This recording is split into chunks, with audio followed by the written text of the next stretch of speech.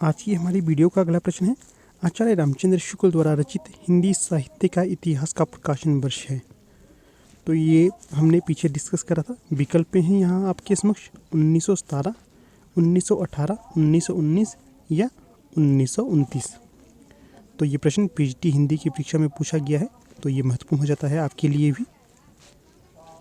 तो यहाँ पर जो सही विकल्प हो जाएगा, विकल्प डी यहाँ पर सही हो जाएगा। 1929 में आचार्य रामचंद्र शुक्ल द्वारा हिंदी साहित्य का इतिहास को प्रकाशित करा गया था। अगला प्रश्न है 12, इनमें से वह कौन सी रचना है जिसे मूलतः हिंदी शब्द सागर की भूमिका के तौर पर लिखा गया था, किंतु बाद में उसे स्वतंत्र ग्रंथ भी बना दिया। विकल्प में है रामकुमार वर्मा कृत हिंदी साहित्य का आलोचनात्मक इतिहास, गणपति चंद्र गुप्त कृत हिंदी साहित्य का वैज्ञानिक इतिहास, रामचंद्र शुक्ल कृत हिंदी साहित्य का इतिहास, शिवसिंह सेंगर कृत शिवसिंह सरोज। तो चलिए बताइए अपना उत्तर क्या होगा इसका उत्तर। तो यहाँ पर जो विकल्प सी है बिल्कुल सही हो जाएगा। रामचंद्र शुक्ल कृत हिंदी साहित्य का इतिहास वह ग्रंथ है जिसे हिंदी शब्द सागर की भूमिका के तौर पर भी लिखा गया था, परंतु सन 1929 में उसे एक स्वतंत्र ग्रंथ के तौर पर मान्यता प्रदान कर दी गई। ठीक है, इसी के साथ यहाँ पर और भी प्रश्न बनेंगे, उन्हें देख लेते हैं। जो पुस्तक है हिंदी साहित्य का आलोचनात्मक इतिहास, इसके रचनाकार हो जाएंगे रामकुमार वर्मा। इसके पश्चात हिंदी साहित्य का वैज्ञानिक इतिहास है, ये डॉक्टर गणपति चंद्र गुप्त की रचना हो जाएगी। इसी के साथ जो शिवसिंह सरोज ग्रंथ है, इसके रचनाकार हो जाएंगे शिवसिंह सेंगर। और ये प्रश्न KVS में पूछा गया है, KVS, ठीक है ना, ध्यान रखिएगा।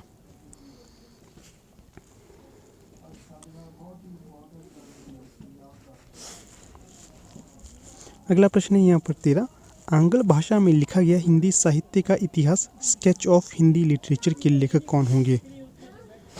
तो यहाँ पर आपके समक्ष 4 विकल्प दिए गए हैं, सही विकल्प का चयन कीजिएगा।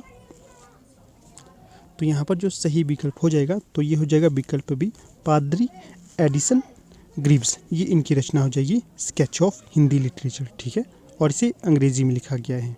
विकल्प बी यहाँ पर सही हो जाएगा। आगे थोड़ी सी व्याख्या दी गई है, व्याख्या को देख लेते हैं।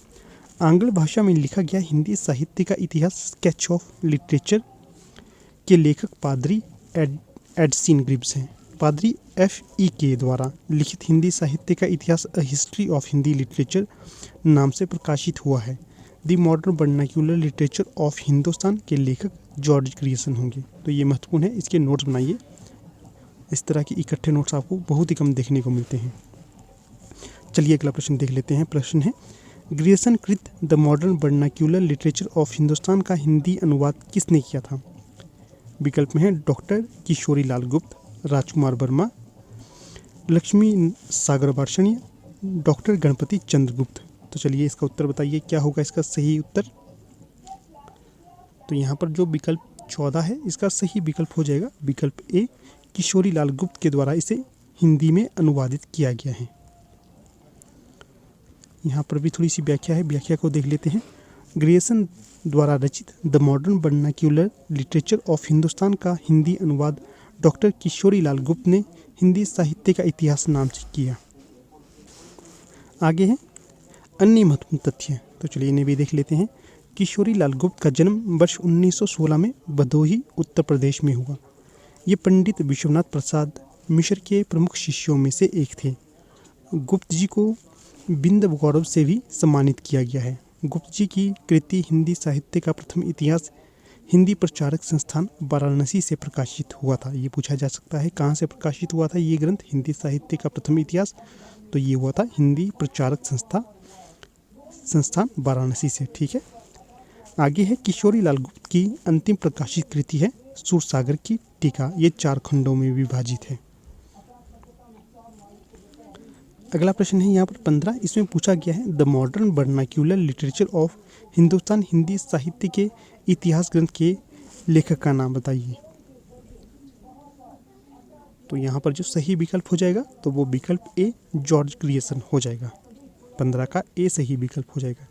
वीडियो के अंत में आपने बताना है कि आपके कितने प्रश्न सही हुए हैं। ठीक है, तो चलिए अगला प्रश्न देख लेते हैं। 16, the modern vernacular literature of Hindustan के लेखक, तो फिर से रिपीटेड प्रश्न है ये, तो ये हो जाएगा विकल्प सी, जॉर्ज ग्रियर्सन। अगला प्रश्न आ गया है 17 डॉक्टर किशोरी लाल गुप्त ने इनमें से किस ग्रंथ का हिंदी अनुवाद हिंदी साहित्य का प्रथम इतिहास शीर्षक से किया था। अभी हमने पीछे इसे पढ़ा है, तो अवश्य सभी का ये प्रश्न सही होना चाहिए। तो यहाँ पर जो सही विकल्प हो जाएगा 17 का, तो वो हो जाएगा विकल्प भी, the modern vernacular literature of Hindustan. ये इनकी कृति हो जाएगी। अगला प्रश्न है 18, इसमें पूछा गया है इनमें से किस साहित्य इतिहास ग्रंथ को किशोरी लाल गुप्त ने हिंदी साहित्य का प्रथम इतिहास नाम से अनुवाद करके प्रकाशित कराया था। तो ये रिपीटेड क्वेश्चन है, पीछे इसे हमने डिस्कस किया है। तो यहाँ पर सही विकल्प हो जाएगा 18 का, the modern vernacular literature of northern Hindustan को। 18 का सही विकल्प यहाँ पर डी हो जाएगा।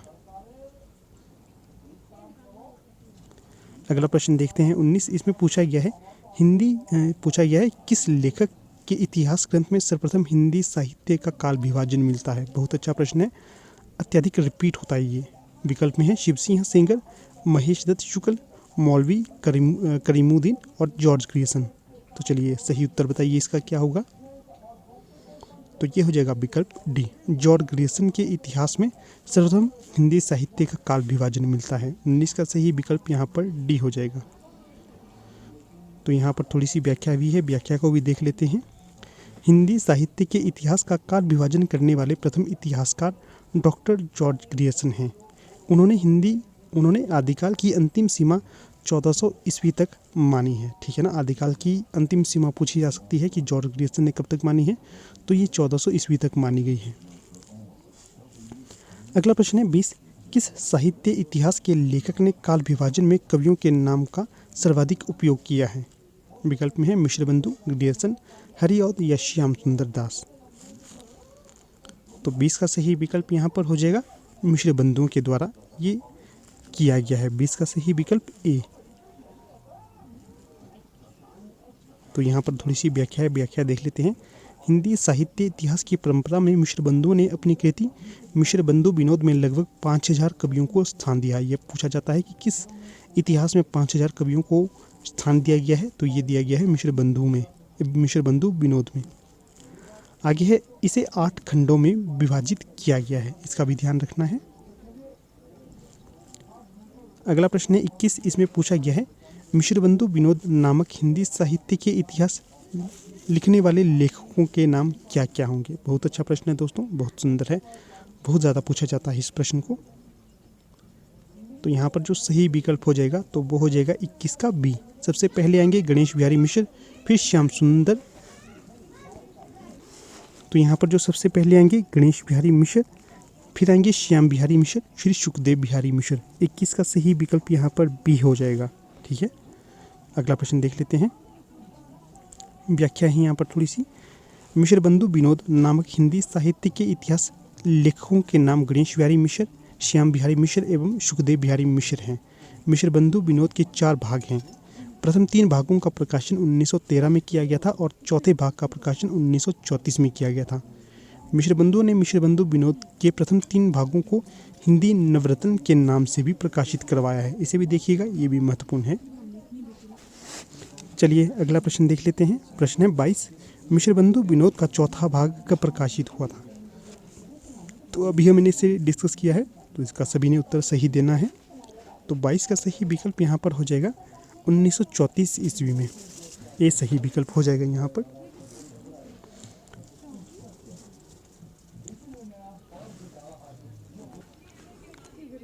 अगला प्रश्न है यहाँ पर 23, मिश्रबंधु विनोद कितने भागों में प्रकाशित है।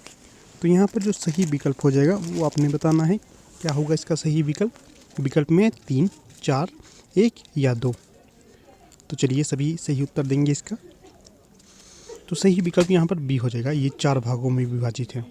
तो इसका सही विकल्प बी हो जाएगा। ठीक है, अगला प्रश्न है यहाँ पर 24, इसमें पूछा गया है मिश्रबंधुओं ने परिवर्तन काल की समय सीमा क्या निर्धारित की है।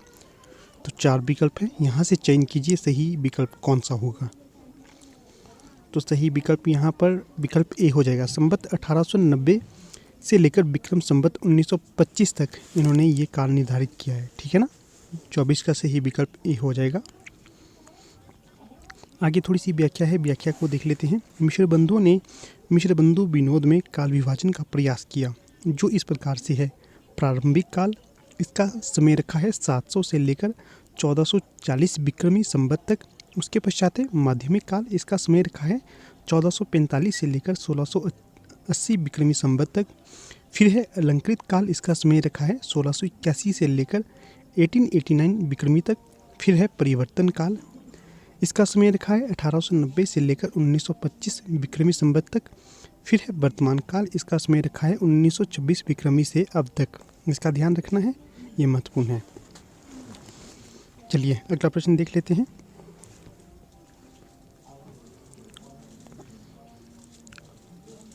प्रश्न में पूछा गया है, आचार्य रामचंद्र शुक्ल ने प्रथम उत्थान का समय कब से कब तक निर्धारित किया है? विकल्प में है 1850 से लेकर 1885 ईस्वी तक, 1857 से लेकर 1900 ईस्वी तक, 1868 से लेकर 1893 तक, या 1800 से लेकर 1850 ईस्वी तक। तो सही विकल्प बताइए क्या होगा?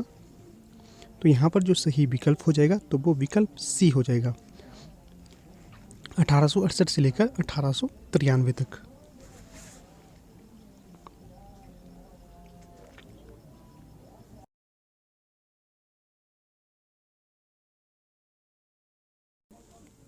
तो दोस्तों, हमारी टीम के द्वारा HPPGT हिंदी और LT कमीशन के लिए कोर्स लॉन्च किए गए हैं। नंबर यहाँ पर दिया गया है, संपर्क अवश्य कीजिएगा।